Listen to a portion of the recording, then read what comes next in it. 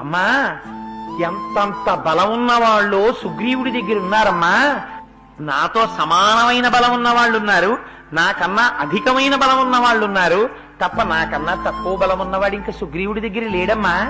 ఎందుచేత తన భార్య దగ్గరికి పంపించేటప్పుడు రాజులైన వారు ఏం చేస్తారు? అందరికన్నా పనికి మాలిన వాడు ఎవరుంటారో వాడిని పంపిస్తారు. నన్ను పంపించారు రామచంద్రమూర్తి అంటే నీకు అర్థం అవ్వట్లేదా తల్లి? నాకన్నా పనికి మాలిన వాడు ఇంకా సుగ్రీవుడి దగ్గర ఎవ్వరూ లేరు. నాకన్నా సమానులున్నారు, నాకన్నా అధికులున్నారు, నాతో సమానులున్నారు. అందుకనమ్మా ఏమీ బెంగ పెట్టుకోకమ్మా, కొన్ని కోట్ల వానరములు వచ్చేస్తాయమ్మా ఇక్కడికి అన్నారు. ఎంత అందంగా మాట్లాడతారో, ఎంత వినయంగా మాట్లాడతారో. హనుమని ఉపాసన చేసినది యథార్థమైతే నీ నోటి వెంట ఆ వినయం ఎప్పుడూ పోకూడదు. నా అంత వాణ్ణి నేనని గుండెల మీద చెయ్యేసుకుని ఎప్పుడూ మాట్లాడకూడదు.